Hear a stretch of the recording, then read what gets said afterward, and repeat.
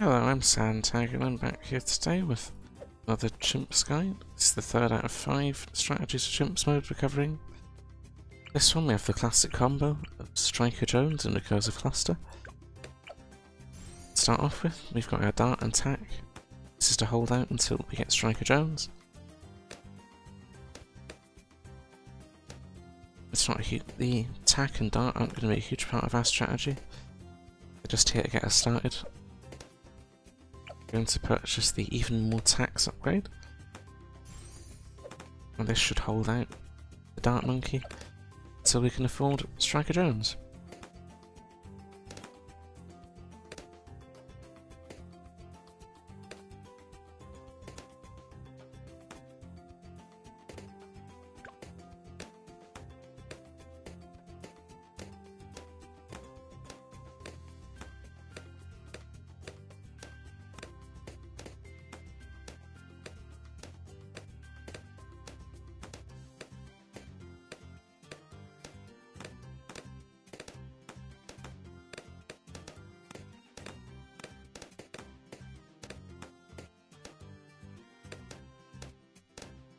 And now we're on to wave 10, it's the last round, should be anyway, before we get Striker Jones.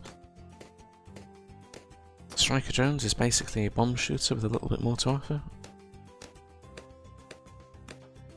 His strength is grouped balloon popping power, his weakness is black balloons to start with, and then later on DDCs are very easy to sneak by because Striker Jones, while his ability at level 5 and 19 is very useful, does not completely remove black balloon resistance, so bomb shooters will still have issues with DDTs.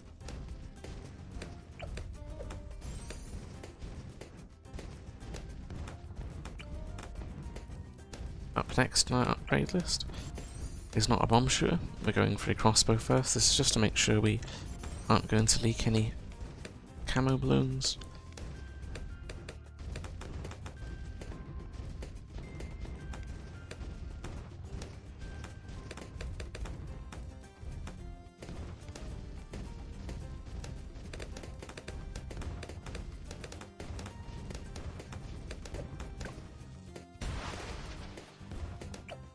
I cannot afford a crossbow. Striker Jones, why have you done this?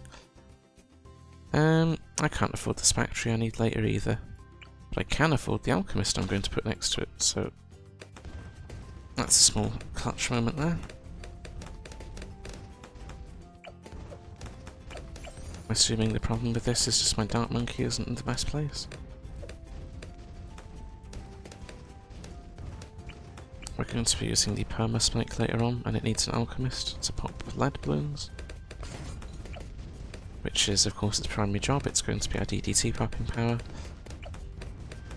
The grouped balloon popping power is going to be left to the cluster bombs.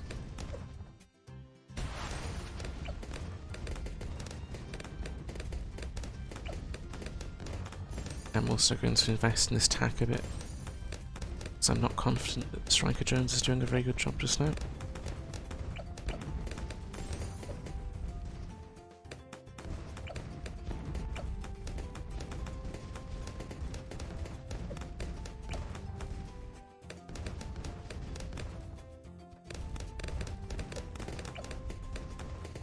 And the crossbow deals with the camo balloons. Up next is cluster bombs. This is probably the most exciting upgrade we're going to get for just now. Cluster bombs deals lots of layers of damage to a somewhat large cluster of balloons. And then we get heavy bombs to double its damage. This also allows it to pop black balloons with a shot, instead of leaking a few black balloons with one shot.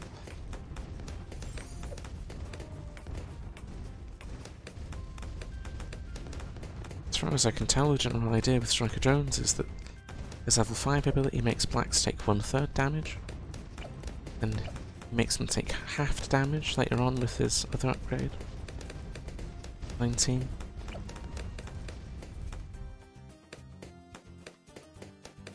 As for what we're going to do with this tack shooter, the tack shooter itself isn't particularly valuable late game.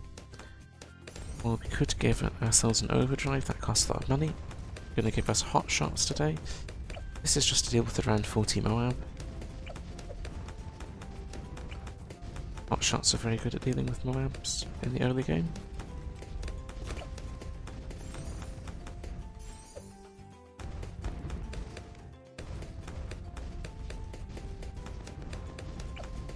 As for what we're up to next, we're getting ourselves these upgrades for the village.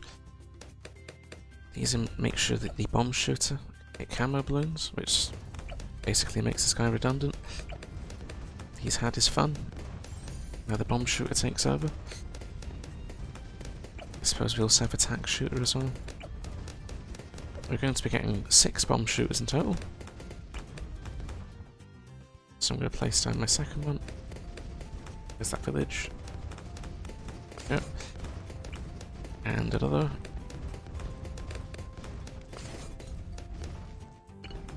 And then we're going to start with alchemists. So generally just now we're going to be laying out the layout that we need later on. This cluster bomb is not to be underestimated. It can deal with most of the balloons coming out on its own. This tack shooter just gets rid of the Moab problem.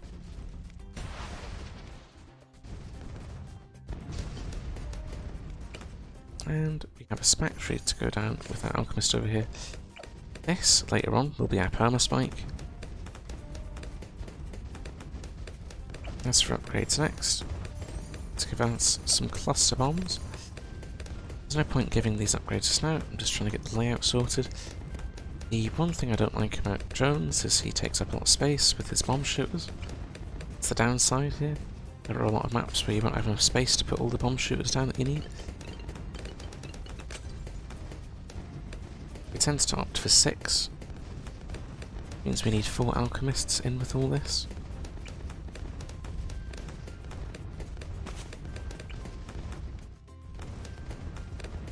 Goal is not to get the annoying little attack shooter or that monkey alch buffed because they're not very valuable. This guy should cover those, this guy covers those, this guy covers these. And then we've got one left over which we're going to provide a buff to a glue gunner. Just for some extra PS and fire rate.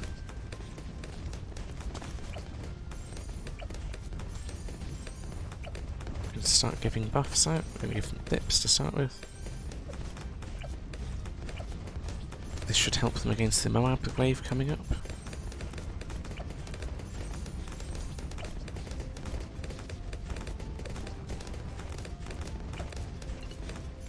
And we've got some very sticky glue for the Moab as well.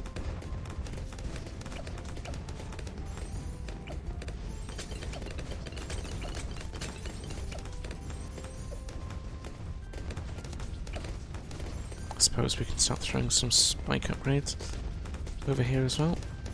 We're going for a middle path spike, there's no need to use anything else. There's not really any point. At the start of the round it chugs out a bunch of spikes to get started, which is actually quite helpful.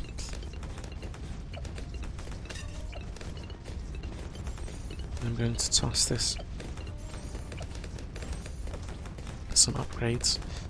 Basically, this thing is going to deal with any small leaks. Around 95 and 99 we are expecting to leak at least 1 DDT from each of those. That is the weakness of Striker Jones. Made up by our lovely Spectre. And we give it jungle drums and an alchemist. The alchemist makes sure it pops lead balloons. The village gives an extra fire rate. You can also use an overclock. I don't personally see it as being value for money. It roughly breaks even and you often won't be needing the extra damage on the perma spike pile.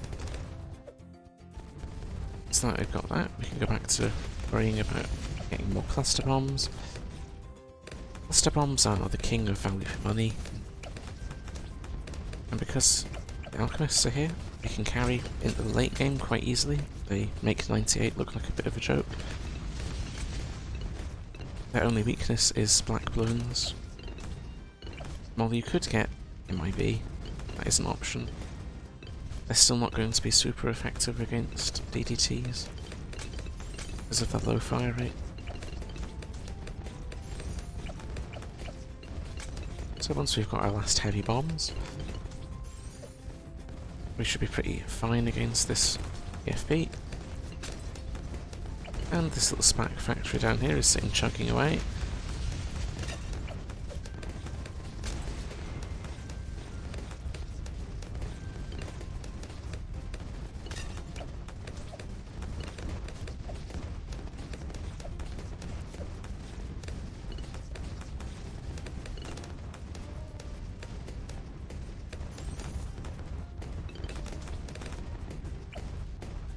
And we're going to get ourselves the Moab Blue. This is just going to make the Moab waves later on a bit easier. Primary training provides a nice overall PS buff to deal with 98. It also increases the projectile speed, which is an issue for bomb shooters. Their projectiles are rather slow. Gonna start upgrading some of these to Zerka Brew. Did you notice 63 went by and we didn't even notice it? So these things are definitely doing their job well.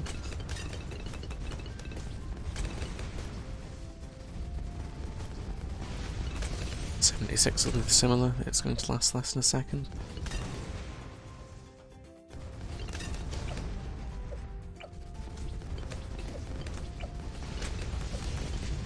As for what's next, you have a choice of alchemists or recursive clusters. To be honest, both upgrades are just as good as each other. I personally recommend getting the faster throwing first over all of them, to make sure you're covering as many of these bomb shooters as possible.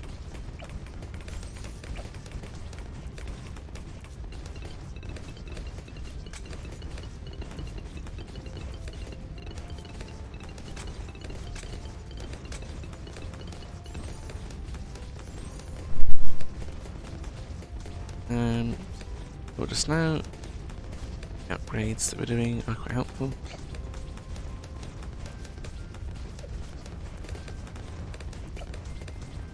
Not really too much to see. These cluster bombs are pretty much spawn camping all the balloons.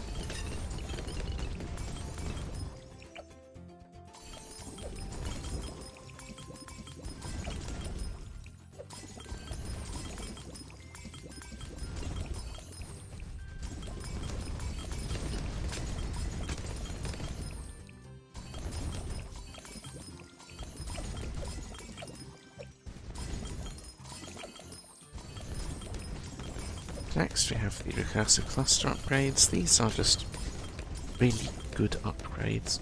They make the clusters themselves, they explode with a much larger radius, they do lots more Moab damage, and they clear lots more balloons.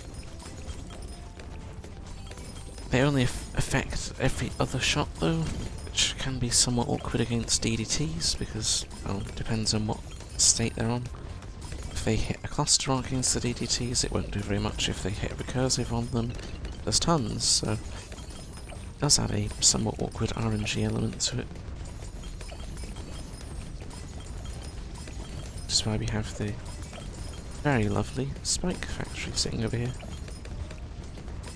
It just deals with our DC problem on its own. If for whatever reason this was to actually leak something, the Spike Factory is here to save the day.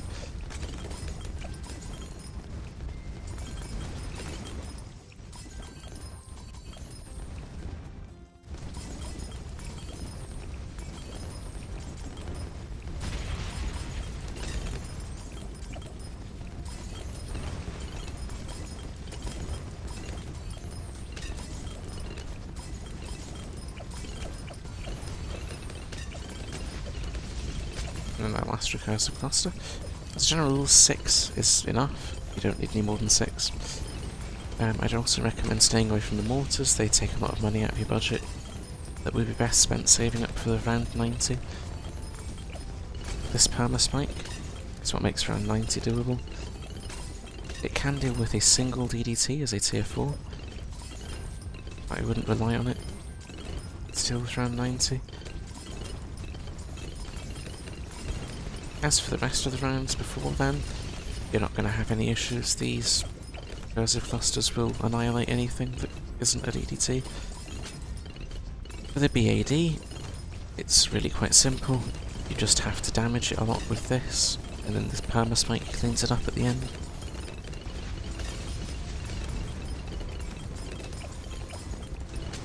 One precaution you can take, however, for rounds such as 99, because the brew isn't always up, there's a slight margin of error. It can be worth investing in an MIB with leftover money, just to make sure it's going to pop the lead.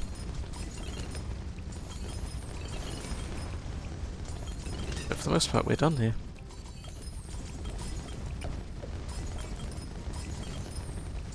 These clusters are strong enough on their own. Can't forget that C.H.I.M.P. Jones does have abilities. His little stunning shell thing is quite useful.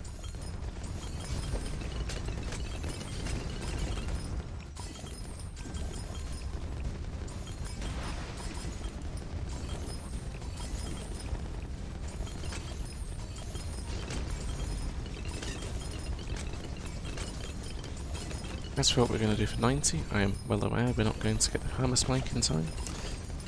We're going to throw a Sabo for that. The combination of a Sabo and C.H.I.M.P. Jones' ability is enough to deal with it. Sabo is also good for 98 and 99.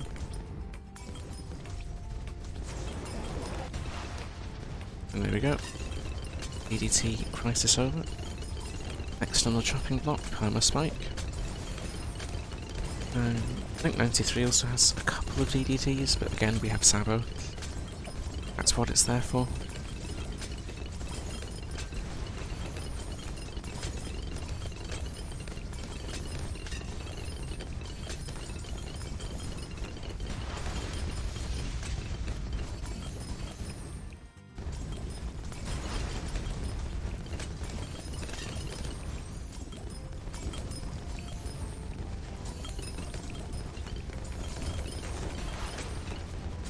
Go. And perma spike. And now we can rest easy. We have a good tower. Each one of these big spike pad things should pop 1 DDT each. So, as you might be able to notice by the sheer number of them it has out, it's not going to have a problem with them.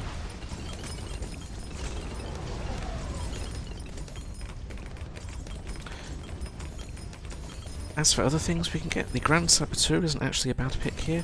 It's useful for whatever round you use it on.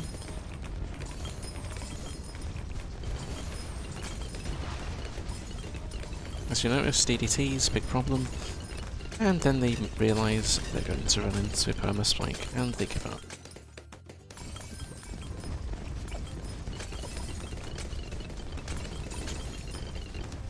Really, the choice is yours for what 50 you choose to go for now. It doesn't really matter, regardless of what you pick. You've already got enough on the field here to win. Grand Saboteur is good for 98. You go for Shattering Shells for 98 as well. For 99, the MIB, which is what I'm personally going to opt for. I'd much rather have a reliable thing. Another thing I'm going to get over here, I know it doesn't get Striker Jones buff, or does it? It seems to be getting buffed. But they had to be within range. Shattering Shells for 98. Thanks to Sabo, this Shattering Shells 98 isn't actually that difficult. The big difficulty with it isn't the number of balloons, it's the fact there are so many fortified ones.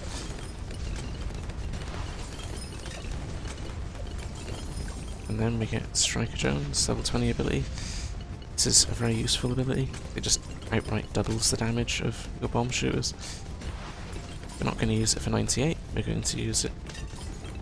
Not going to use it for 99 either. We're going to save it for 100 to deal damage to the BAD.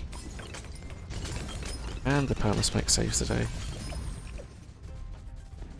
So, we pop this ability. The little recursive clusters try their best. They're not particularly good at dealing with the BAD, but they do more than enough damage to it.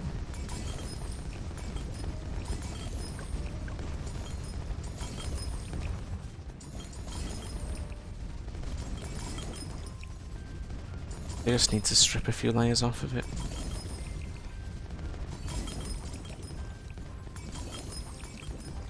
And we're done here. Good if you really wanted to have put a few other upgrades in place, like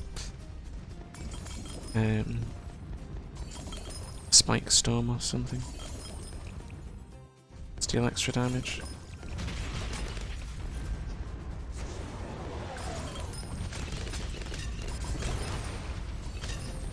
Just gonna do is make sure it doesn't send them all through at once. And Perma Spike should finish off the last of these. There we go. And we have a Shinobi. How nice. And that's that. Recursive Jones. It's somewhat simple. Lots of bomb shooters. Lots of explosions. Nothing else really.